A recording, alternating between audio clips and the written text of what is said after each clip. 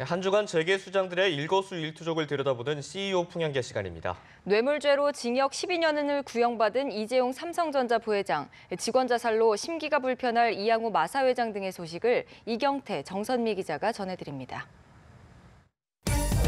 이번 주 내내 화제의 중심에 섰던 이재용 삼성전자 부회장입니다. 재판의 첫 관문이라 할 수 있는 결심 공판에서 박영수 특별검사팀은 이 부회장에 대해 징역 12년형을 구형했습니다. 이 부회장 자신은 물론 재계도 충격을 받을 정도로 중형이란 평가가 나오고 있습니다.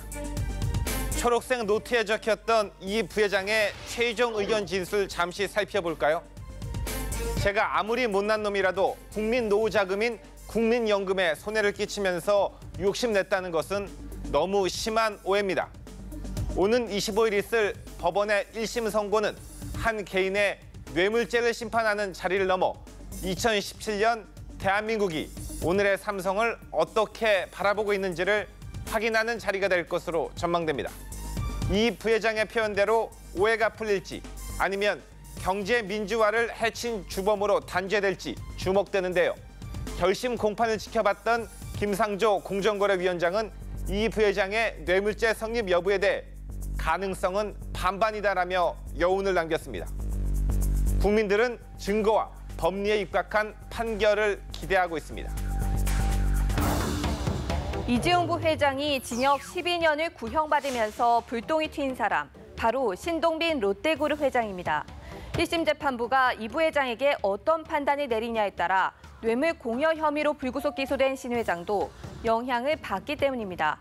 롯데는 미르 키스포츠재단에 45억 원을 출연한 뒤 지난해 5월 키스포츠재단에 70억 원을 추가 지원했다가 돌려받았습니다. 바로 이 돈 때문에 신 회장은 뇌물 공여 혐의를 받게 됐습니다. 다만 잠실면세점이 특허 경쟁에서 한 차례 탈락했기 때문에 특혜와 거리가 멀고 신규 면세점 추가 승인도 신 회장과 박근혜 전 대통령의 독대보다 앞선 시점이었다는 게 신 회장의 항변입니다. 피로회복제 바카스로 유명한 동아제약지 주사 동아소시오홀딩스의 강정석 회장입니다. 의약품 리베이트 제공 혐의로 지난 7일 전격 구속됐습니다. 강 회장은 리베이트 제공 혐의로 제약업계 오노 최초 구속이라는 불명예를 안게 됐습니다. 강 회장 자신은 물론 동아소시오그룹도 1932년 창사 이래 최대 위기에 처했습니다. 강 회장은 동아제약 창업주인 고 강중희 회장의 손자이자 강신호 동아소시오홀딩스 명예회장의 사남입니다. 강 명예회장이 올해 1월 은퇴하면서 회장으로 승진했습니다. 이복형인 강문석 전 동아제약 부회장과 치열한 경영권 다툼에서 이긴 뒤 경영권을 공고하게 하기 위해 동분서주하다 선을 넘었다는 분석입니다. 검찰은 강 회장이 전국 약품 영업을 총괄하는 의사결정권자 위치에 있었기 때문에 회사 돈으로 병원에 리베이트를 제공하는 행위를 주도했다고 보고 있습니다. 강 회장의 구속으로 바카스 성공 신화도 빛을 발하게 됐고 동아제약은 브랜드 이미지 추락이 불가피하게 됐습니다. 요즘 마음이 편치 못할 또 한 명의 CEO는 이양호 마사회장입니다. 부산 경남 경마공원, 즉 내추럴파크 부산 경남에 소속된 마필관리사 2명이 최근 스스로 목숨을 끊는 비극이 일어났기 때문인데요. 말만 경주라는 게 아니고 말을 관리하는 관리사도 말처럼 무한 경쟁 체제에 내몰았다는 공분이 일고 있습니다.